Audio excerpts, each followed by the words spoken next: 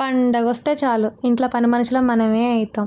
మొత్తం తీసేసానా, తీసిన తర్వాత మొత్తం తుడవమని చెప్పింది మా అమ్మ. అదేంటో నేను ఎంత తుడిచినా ఏం చేసినా మా అమ్మకు మాత్రమే అదేం కనబడదు. ఆడుతూ పాడుతూ పని చేస్తుంటే లైఫ్ ఇలాగే పోతుంది. ఎటువంటి బట్టలు వేసుకునేటోళ్ళం, కాలేజీలో పోరగాళ్ళ మధ్యన తిరిగేటోళ్ళం. ఇప్పుడు ఇంట్లో కూర్చుంటే ఇగో శుభ్రం చేయాలా, కడగాల, ఇదే పని.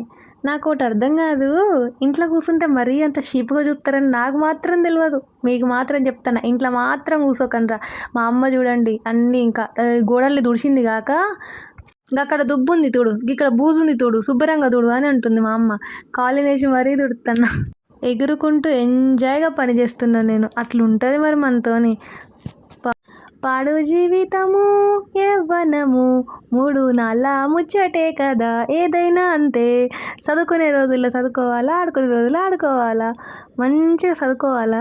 చదువుకునేటప్పుడు మనం ఎంత చేస్తామో, అమ్మా అది మా ఇది అనుకుంటే ఎంత అరిపిస్తామో, పుసుక్కుని ఇంట్లో ఉంటే మాత్రం మనం చచ్చామే మన అమ్మ చేతుల్లో.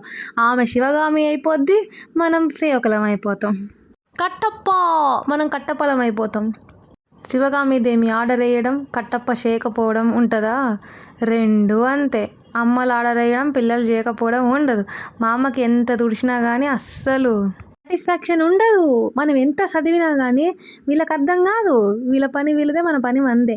ఇంట్లో మాత్రం ఉంటే ఊడ్చుకోవడం, తూడ్చుకోవడం, కడుక్కోవడం, బూజులు దులుపుకోవడం ఇదే ఉంటుంది. ఇంట్లో మాత్రం ఉండొద్దురా భయ్. జాబ్ వచ్చిందాక చదవండి, బయట పోయి చదువుకోండి అంతే. ఇంకా ఇంట్లో ఉంటే మాత్రం పని మనిషి బతికే.